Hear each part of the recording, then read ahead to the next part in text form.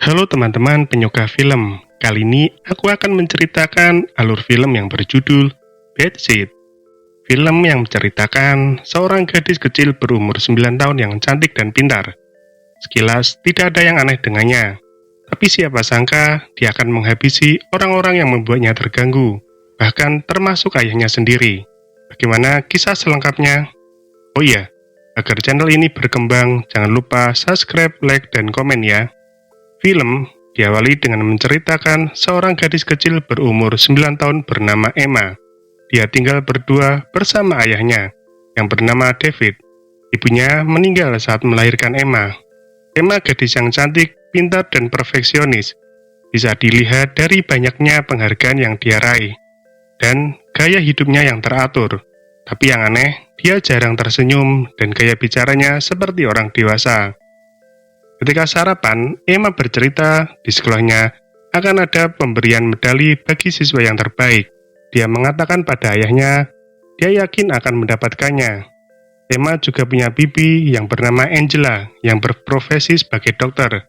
Ayah dan bibinya membahas baby sister baru untuk Emma ketika ayahnya nanti sibuk bekerja dikarenakan pengasuh yang lama meninggal jatuh dari tangga. Emma sempat menolak jika ada baby sister baru, karena dia pernah kesal dengan baby sisternya yang lama. Tak lama, dengan ekspresi datar dia mengatakan, ada kucing yang mati tenggelam di kolam. Ayahnya langsung mengangkat bangkai kucing tersebut. Melihat kucing mati itu, Emma tidak ada rasa jijik atau kasihan dari raut mukanya.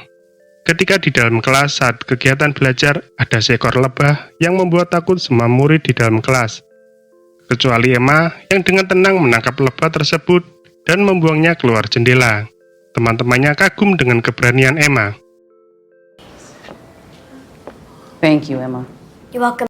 Di rumah, rupanya ayah Emma sedang mewawancarai calon babysitter untuk Emma yang bernama Chloe. Tampaknya David senang jika Chloe menjadi babysitter Emma. Hari ini di sekolah ada acara pemberian penghargaan untuk siswa terbaik berupa medali. Hal itu diadakan setiap tahunnya. Emma sangat menginginkan medali itu. Dilihat dari ekspresinya, Emma yakin akan menjadi siswa terbaik tahun ini karena nilainya paling tinggi di dalam kelas. Ketika diumumkan, ternyata yang mendapat medali adalah temannya yang bernama Milo. Here you go, Milo. Good job. Melihat itu, walau ekspresi Emma biasa, tapi kakinya dihentak-hentakkan ke lantai, tanda dia sangat marah. Ketika acara selesai, David menanyakan keadaan Emma pada Ibu Alice. Ibu guru mengatakan, Emma tidak seperti murid lainnya. Dia sangat cerdas, tapi seperti tidak punya rasa takut seperti anak lainnya. Di luar kelas, Emma mengungkapkan kekesalannya bahwa dialah yang pantas mendapatkan medali itu, karena dia lebih pintar dan lebih pemberani dari Milo. Tapi ayahnya mengingatkan, pintar saja tidak cukup. Milo dipilih menjadi murid terbaik karena mempunyai jiwa sosial yang tinggi dan mempunyai banyak teman. Beda dengan Emma yang suka menyendiri dan jarang bergaul dengan teman-temannya. Ketika para wali murid sibuk berbincang, mereka tidak menyadari Emma mengajak Milo ke pinggir tebing dekat laut. Dia beralasan ingin menunjukkan pemandangan yang indah pada Milo. Ketika Milo ingin kembali ke sekolah, dia dihadang Emma, lalu didorong dari tebing. Emma segera kembali ke ayahnya dan buru-buru mengajak ayahnya untuk pulang. Di saat bersamaan, orang tua Milo kebingungan mencari anaknya. Tiba-tiba mereka dikejutkan teriakan dua orang anak yang melihat Milo tergeletak di atas bebatuan di pinggir laut. Semua orang berlari melihat kondisi Milo. Milo tampak tergeletak tak bernyawa. Semua orang tampak syok, terutama orang tuanya. Di rumah, David menceritakan peristiwa Milo ke Angela. David takut, Emma syok dan trauma dengan kejadian yang menimpa temannya. Ketika David ingin menghibur Emma, di luar dugaan, Emma tampak biasa saja menanggapi kematian Milo, seolah tidak terjadi apa-apa. I don't really think there's anything to talk about. Keesokan hari datanglah Chloe, babysitter Emma yang baru. Setelah perkenalan singkat dengan Emma, Chloe langsung bekerja di rumah David. Ketika malam, saat David belum pulang kerja, Chloe diam-diam masuk ke kamar David dan mengambil obat penenang dari lacinya. dia dikagetkan kemunculan Emma. Rupanya, Emma minta ditemani menonton TV. Saat menonton TV, Chloe basa-basi bertanya tentang peristiwa tenggelamnya Milo. Emma yang kurang suka dengan pertanyaan itu mengatakan, dia mengetahui bahwa Chloe mencuri obat penenang milik ayahnya. Chloe kaget, tidak menyangka aksinya dipergoki oleh Emma. Saat itulah, Chloe dan Emma saling tidak menyukai. Di sekolah, diadakan upacara mengenang kematian Milo. Teman-temannya semuanya menangis. Agar tidak dicurigai, dengan kelihayannya, Emma tampak pura-pura menangis di hadapan orang tua Milo. David yang menemani Emma mengucapkan belasungkawa. Orang tua Milo bercerita bahwa mereka tidak bisa menemukan medali milik Milo yang rencananya akan dikubur bersama jasad anaknya. Orang tua Milo juga meminta David mengirimkan foto-foto anak-anak mereka sebelum Milo meninggal untuk kenang-kenangan. Ketika malam, saat David melihat foto-foto yang akan dikirim ke orang tua Milo, dia menyadari ada yang aneh dengan Emma, di mana Emma menatap medali milik Milo dengan wajah penuh kedengkian. Keesokan pagi, David kedatangan ibu guru Alice dan rekannya. Rupanya dia diutus sekolah untuk melakukan investigasi kematian Milo, di mana dia telah meminta keterangan satu persatu teman-teman Milo.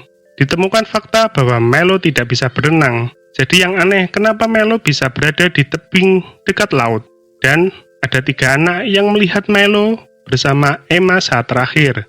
Emma yang menguping pembicaraan ayahnya jadi khawatir. Lalu, dengan cerdik, dia mengalihkan perhatian dengan menjatuhkan toples biskuit kaca yang melukai tangannya. Emma? Emma! All right, let's get you cleaned up. Okay. Ibu Alice yang tidak enak hati melihat itu segera pamit pulang. Lalu David merawat luka di tangan Emma.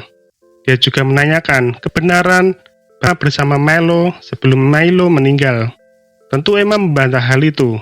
Dia mengatakan Ibu Alice berbohong karena selama ini Ibu Alice tidak menyukainya. David lalu terdiam, tidak mau memojokkan anaknya.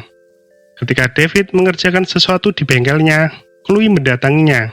Sepertinya dia menyukai David dengan mencoba mendekatinya. Tapi David tidak terlalu menanggapinya.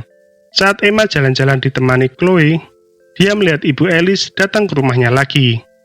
Chloe yang sebenarnya tidak suka dengan Emma mengatakan, sepertinya Ibu Alice menemukan banyak bukti bahwa Emma lah yang membunuh Milo.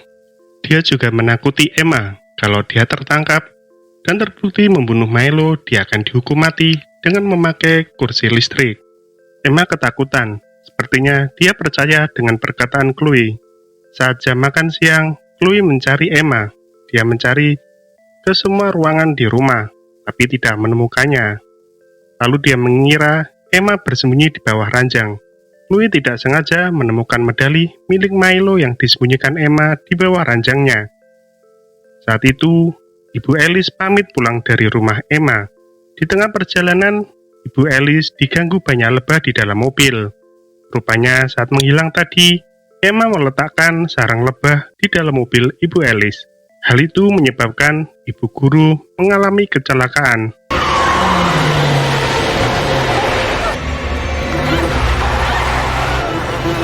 Saat David pulang kerja, Emma menghampiri ayahnya ke kamar. Dia terkejut saat melihat medali Milo tergantung di lampu milik ayahnya. Saat ayahnya tidak memperhatikannya, diam-diam Emma mengambil medali itu, lalu menyembunyikannya di balik punggungnya.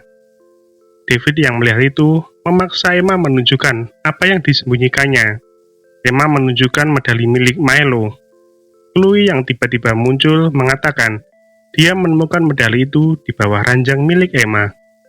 Emma menatap Chloe penuh dengan dendam. Tapi Emma yang dasarnya jenius langsung beralibi bahwa dia dan Milo mengadakan permainan di mana yang memenangkan permainan boleh meminjam medali itu, dan mengatakan sebelum dia mengembalikan medali itu, Milo keburu ditemukan meninggal dunia. Walaupun terkesan mengada-ngada, David berusaha percaya. David mengatakan medali itu sangat penting untuk orang tua Milo. Orang tuanya akan menguburkan medali itu di makam anaknya. Keesokan hari, ditemani David, Emma mengembalikan medali itu ke ibu Milo. Dengan menggunakan alasan yang sama, Ibu Milo setengah tidak percaya dengan cerita Emma, tapi dia senang medali itu ditemukan. David dibuat kaget saat Ibu Milo mengabarkan bahwa Ibu Alice kemarin mengalami kecelakaan mobil hingga tewas. Dan yang aneh, ditemukan sarang lebah di dalam mobilnya. Di depan ayah dan Ibu Milo, Emma pura-pura sedih dan menangis, lalu mengajak ayahnya pulang. Saat berjalan pulang, sikap Emma berbeda. Dia tampak ceria. Ayahnya baru sadar ada yang aneh dengan anaknya. Ditambah lagi, sarang lebah yang ada di bengkelnya sudah hilang. Dia mulai menghubungkan semua peristiwa aneh belakangan ini dengan anaknya. Untuk mengetahui itu, David membawa Emma ke psikiater terbaik di kotanya.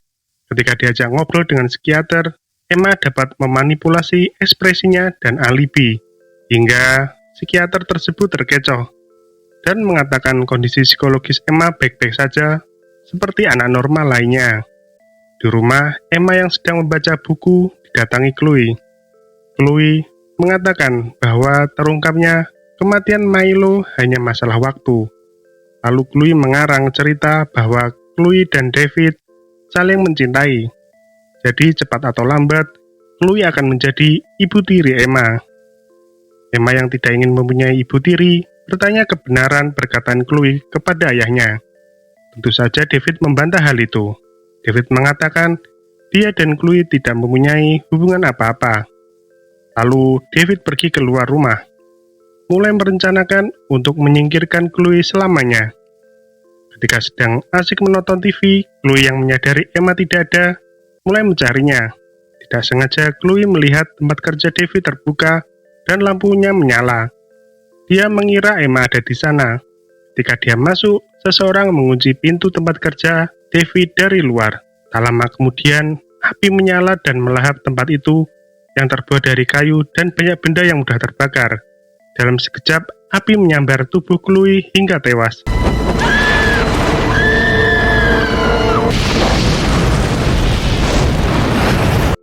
Ketika David pulang, dia melihat banyak polisi dan pemadam kebakaran. Dia panik dan khawatir dengan kondisi anaknya.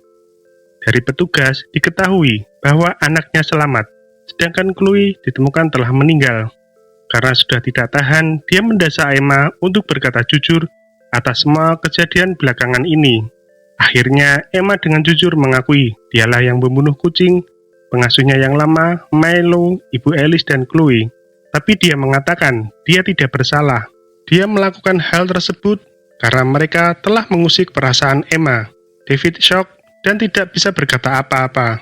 Tak lama kemudian ada telepon dari polisi yang ingin meminta keterangan dari David dan Emma atas peristiwa kematian Chloe dan kebakaran di tempat kerjanya. Tapi David meminta waktu hingga minggu depan. Lalu dia mengajak Emma ke villa pribadinya untuk menenangkan diri. Setelah bertemu dengan penjaga villa, mereka masuk ke villa tersebut. Tak lama kemudian, polisi kembali menelpon David dan menemukan bukti kebakaran tersebut disengaja. Jadi cepat atau lambat, Emma akan ketahuan polisi. David menghubungi Angela dan menceritakan semuanya, tapi Angela tidak percaya. Karena mustahil anak kecil dapat membunuh orang dewasa. Rupanya Emma mendengar perkataan David. Dia meyakinkan ayahnya bahwa dia tak akan menyakiti orang lain lagi. Tapi David ragu dengan perkataan Emma. Karena David menyimpulkan Emma mempunyai sifat psikopat yang sulit disembuhkan. Emma yang sakit hati karena ayahnya tidak mempercayainya, berencana membunuh ayahnya dengan membuka dan memenuhi seluruh ruangan villa itu dengan gas agar villanya meledak. Untung David terbangun setelah mencium bau gas dan mematikan seluruh aliran gas tersebut. Dia melihat Emma menatap ayahnya dengan dingin dari luar villa. Lalu David menghampiri. David mengatakan kalau dia terbunuh, Emma tidak akan mempunyai siapa-siapa lagi. Tapi Emma mengatakan kalau ayahnya tidak ada, dia akan tinggal bersama Bibi Angela yang akan selalu menyayanginya. Seperti tidak terjadi apa-apa, David mengajak Emma masuk villa. Menyadari nyawanya terancam, dia berencana membunuh anaknya sendiri dengan mencampur minuman coklatnya dengan obat penenang dalam jumlah yang banyak. Dia membuatkan minuman coklat untuk Emma dan dirinya. Sebelum minum coklat hangatnya, Emma meminta David untuk menambah krim di atas minumannya. Lalu setelah minum, Emma tertidur.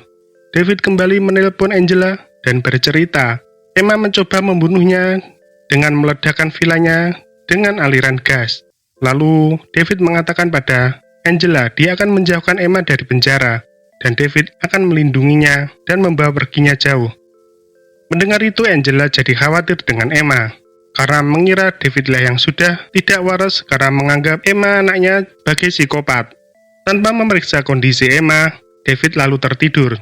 Tak lama kemudian, Emma bangun dan mengambil pistol ayahnya di laci. Rupanya Emma dengan cerdas diam-diam menukar minumannya dengan punya ayahnya. Dengan memakai tangan David, Emma menembak ayahnya. Untung pelurunya meleset. David yang kaget terbangun dan refleks menepis pistol itu hingga jatuh.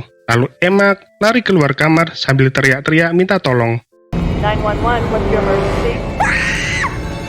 Lalu dengan cerdas, dia menelpon 911. Dia bersandiwara di telepon dengan mengatakan, ayahnya akan membunuhnya. David yang ingin mengejar Emma terjatuh dari kasur. Karena tubuhnya sesaat lumpuh, karena efek obat penenang. Rupanya teriakan Emma terdengar oleh penjaga villa. Emma lalu sembunyi di dalam kamar mandi. Setelah fungsi kakinya normal, dia mengejar anaknya. Tak ada pilihan lain selain menembak Emma. Saat menodongkan pistol ke arah Emma, penjaga villa menerobos pintu dengan menodongkan senapan ke arah David. Dia menganggap David berbahaya karena telah mengancam anaknya. Karena takut tidak ada waktu menghentikan kejahatan Emma, David menarik pelatuk pistolnya. Melihat hal itu, penjaga villa mendahulunya dengan menembak David tepat di punggungnya. David tewas seketika. Melihat ayahnya sudah tidak bergerak, Emma pura-pura menangis histeris. Tak lama kemudian, datang banyak polisi dan petugas medis datang ke villa milik David. Bibi Angela juga datang dan langsung memeluk keponakannya yang kondisinya baik-baik saja. Ketika dipeluk bibinya, Emma terlihat tersenyum licik. Lalu film pun selesai.